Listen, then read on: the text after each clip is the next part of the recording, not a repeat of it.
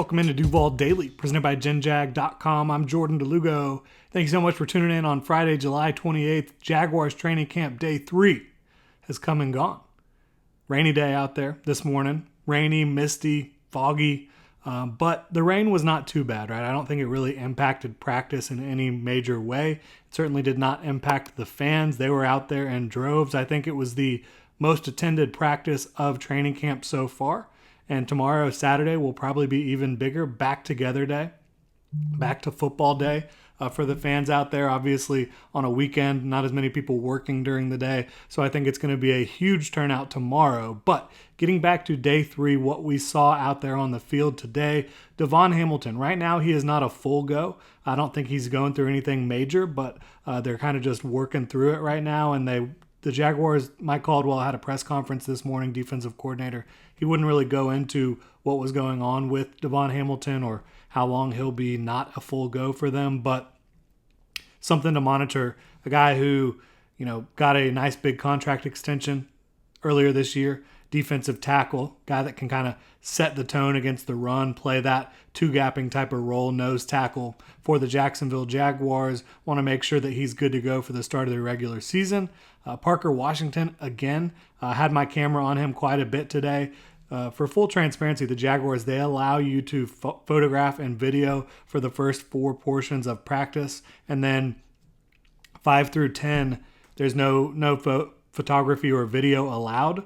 So that's all we're able to capture. And usually periods 5 through 10 are when they get into the team drills and stuff like that. They don't want people releasing too much insider information or being able to steal their thunder when they're posting on their social channels and all that stuff. But Parker Washington, I did just drop a video of him, some highlights from the individual and offensive portions of practice today. He had a sick one-handed grab in the wide receiver drills. He continues to impress me in a big way. I know we've been talking about him a lot, but this is a guy that continues to stand out in a major way for me, so I'm going to continue to talk about him. And speaking of standing out in a major way, Calvin Ridley continues to look amazing. Had a fantastic grab over the middle of the field, kind of on a shallow crosser from Trevor Lawrence in this one, where he had to go up and extend. It was a ball that was coming in quick, a fastball from Trevor Lawrence, and Calvin was able to go up and snag it. And thinking a little bit about Calvin Ridley and what he brings to the Jaguars, obviously as a wide receiver, as someone who you're going to target a ton, he's going to make a ton of plays for you. He's able to win at all 3 levels of the field. He's explosive off the line of scrimmage, in and out of his breaks, tremendous hands, tremendous ball skills, the ability to go up and extend for the football. But one thing I think that he'll be able to do, I think he will be able to stretch the field, but I think he will be able to allow others to stretch the field better as well. I think the gravity that he's going to bring to the football field is going to allow others to get open a lot easier, and I think you'll perhaps see more of Christian Kirk, Zay Jones, Evan Ingram, these guys making big plays down the field when Calvin Ridley is running on the other side of the field or running some underneath stuff. I think you'll be able to open things up for the rest of the offense just based on the gravity that Calvin Ridley has on the football field, the attention that opposing defenses are going to have to give him. So I think that's going to be fun to watch in 2023. Speaking of good catches, Evan Ingram had a crazy one-handed grab in offense-only drills earlier today, so that was really nice to see from Evan Ingram, who he's one of the best receiving tight ends in the league today. Really good athlete, obviously getting paid now. Happy to see him out there performing at a high level, and he's continuing on what he did last year throughout training camp, which is being that guy who's catching extra passes from the quarterbacks when the quarterbacks are going through their individual drills, their position drills. Evan Ingram is out there catching the passes from him, continue to work on that chemistry and rapport and his hands. Brenton Strange, speaking of tight ends, he had a touchdown today in red zone work. The Jaguars' second-round pick, I think he's continued to look solid for them. Excited to see what he can bring to the field with Evan Ingram, of course. And Garrett Prince, another tight end who the Jaguars are very high on. They've talked highly of him this offseason. He was able to score multiple touchdowns from Trevor Lawrence in red zone and team drills.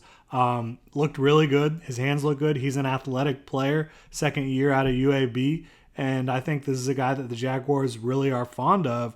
And for me right now, if you had to cut it down to the top 4 tight ends, I think Garrett Prince would come in at number 4. And one of the guys that could be potentially battling for one of those jobs. Josh Peterson, Doug Peterson's son, he did have a drop today, his first drop of training camp. Obviously, you need to be able to hang on to the football in these team drills if you're going to try to make this roster. For me, I think he's still on the outside looking in. We'll see how that plays out. Another guy who's dropped a few passes this week, Jacob Harris, the wide receiver. He's played some tight end as well, but a wide receiver for the Jaguars right now. Really good athlete, really big, unbelievable, just specimen, Jacob Harris is. But the hands, he's dropped a couple balls this week, so you don't want to see that from him. Tank Bixby, he's looked great. Several nice runs today where it looked like, regardless of whether it was two-hand touch, which is what it pretty much is right now, or running against a live defense, he would have picked up a good chunk of yards. He's just a really impressive back. He's a load to bring down. He's clearly got the thickness, the power in his legs. He's really fast as well. He's quick, creative with the ball in his hands. I think Tank Bixby is going to quickly earn a role in this Jaguars offense behind Travis Etienne, who has also looked really good and as explosive as ever, a guy who I think is poised for a huge season for the Jaguars as well. You did finally see some Cam Robinson at left tackle with Walker Little at left guard, which is something the Jaguars have talked about. Entering the season, Cam Robinson's going to be suspended for the first 4 games, so you'll see Walker Little at left tackle, Anton Harrison at right tackle. I think once Cam Robinson is back, as long as Walker Little shows that he can handle it at left guard, you're going to see him switch inside, and that's probably going to be bad news for Ben Barch or Tyler Shatley, whoever's starting there. Ben Barch is still working his way back from injury. So is DeJuan Smoot. I think both of those guys are moving around out there well, but they're not quite 100% yet, not ready to go in terms of being able to participate fully in practice for the Jaguars yet, both on the active PUP list. But yeah, I think seeing Walker Little play some left guard, Cam Robinson play some left tackle, them playing together, playing next to each other, I think you want to continue to see that throughout training camp, see how Walker Little is handling playing inside. Obviously, right now it's a little too early to take away any big takeaways because it's not full go, it's not pads, it's not live in the way a real football game is. So continue to monitor that, but you want to see them get those reps, no doubt about it. Got some red zone work in today. I thought there was some ups and downs for both sides of the ball. Devin Lloyd, he had a sack in red zone, I think maybe even 2 sacks. I think you really want to see Devin Lloyd in 2023 attacking downhill. And that's not just from being lined up on the line of scrimmage, from the linebacker spot, off-ball linebacker spot. He is at his best when he's firing downhill, when he's running and chasing. I think when you have too much going on, I think you saw the eyes kind of in 2022 as a rookie. He did not always understand exactly what the offense was trying to do to attack him and how to respond to that. Obviously, he's got to improve in coverage in 2023, but I think he's still going to be at his best when you're letting him attack downhill and be aggressive. So I thought he looked really good in that regard today. Didn't allow any big completions or anything like that today, so really solid practice for him. The Jaguars' other first-round pick in 2022, Trayvon Walker, he looked like he was everywhere today. He was all over the field making plays, was able to drop into coverage and cover Travis Etienne in the end zone and force an incompletion. I think you see Trayvon Walker, he was very assignment sound in 2022. I think you're going to continue to see that, and I think you're going to continue to see him grow within this defense under Mike Caldwell. Tim Jones, I've mentioned him already this week. He had another solid day, multiple catches and teamwork. I think he's doing a good job locking down one of those last wide receiver spots for the Jaguars, which he held in 2022. Just a really solid player who does the dirty work, does the special team stuff for you. Seth Williams, who's one of those contenders, a guy trying to make a name for himself out of Auburn last year. He's a pretty big receiver. He had a red zone touchdown catch, nice grab, tight coverage from Buster Brown, but Seth Williams was able to haul it in from CJ Beathard. Good stuff from him there. Antonio Johnson, I think he's looked solid in coverage, especially covering those tight ends. You saw him get some reps doing that today, and I think that's going to be one of his calling cards in the NFL for the Jacksonville Jaguars. Jeremiah Ledbetter was able to get a sack in team drills in red zone on Trevor Lawrence. He's a guy the Jaguars really like as well. He's going to be fighting for a roster spot, certainly from the interior defensive line position. Chris Claybrooks, a guy who the future seems a little bit murky with the legal situation going on, but he had some run with the ones outside, giving giving Tyson Campbell a breather, and run him with the ones opposite Darius Williams. He didn't really look outmatched out there, so that was interesting. Obviously, the Bullets aren't completely live right now, but Clay Brooks maybe looking like their third outside corner at this point. We'll see how that continues to play out, but he certainly was out there with the ones in red zone work today and did not look like he was outmatched. As I mentioned, I think the offense and defense traded punches today in the red zone. I thought yesterday Trevor Lawrence, he did not have the greatest completion percentage. He wasn't the most efficient yesterday. I think he completed 50% of his passes in team drills. But I think some of those misses were just misses yesterday, more so than today. Today, I think the defense actually was in tighter coverage, forcing the issue a little bit more, making it difficult to complete passes. And that happens when the field is condensed in the red zone. You'll see that. I think the Jaguars' offense and defense, like I said, they traded punches. Both sides landed some solid punches in the red zone. I think the defense did a good job. I think the offense needs to continue to improve in that regard. It was something that they struggled with for a good portion of the 2022 season. You want this offense to be able to be more efficient and effective in the red zone. Bottom line. Josh Allen also had a really nice quick inside pressure in the red zone. I think it may have been a strip sack in the game, not quite sure, but nice inside pressure from him, working across the face of the tackle, getting into that backfield, affecting Trevor Lawrence. And I think he's had a couple of would-be sacks so far in training camp, so he's looking really good so far, as you would expect from Josh Allen.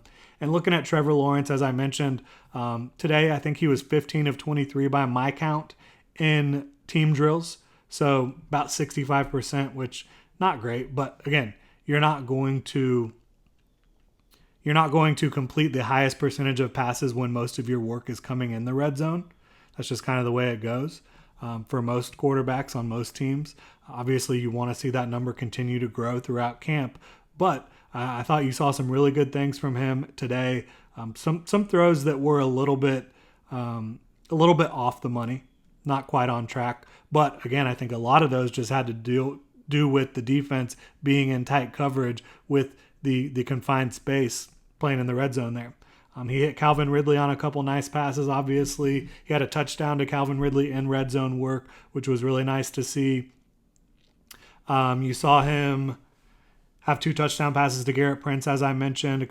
One of those was tight coverage by Trey Herndon.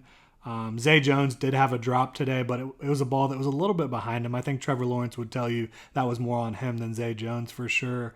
I think there was one where Zay Jones was getting covered by Chris Claybrooks, as I mentioned, where it was just a little too far out of bounds for Zay Jones to bring it in. You saw a touchdown from Kendrick Pryor. I thought it was a touchdown. It was ruled out of bounds, toe tapping type of deal in the corner of the end zone over there. I thought he had it. Referee said it was not in bounds. Obviously, that's subjective in training camp here. But overall, another solid day. A day where you would probably like to see a little bit more from Trevor Lawrence, but that's going to happen when you have not the best conditions, when you're playing in the red zone, but plenty of touchdown passes on the day, couple of nice runs for Trevor Lawrence as well. Nothing to get worried about. It's early in training camp. It's day 3, but at some point you do want to see some of those days from Trevor where you get into it and you finish the day where you only have like a handful of incompletions or less. You saw that last year. You'll see it at some point this year as well. But good for the Jaguars defense, putting up a fight today in a big way. But that'll do it. Appreciate y'all tuning in. Hit me up on Twitter at Jordan DeLugo. Follow Generation Jaguar at Generation Jag. Hit that like and subscribe button if you enjoy the content here. You can also hit the notification bell. Drop a comment in the comment section below. And check out genjag.com/shop. Pick up some new Duval gear. Great way to support the channel. Y'all have a good one.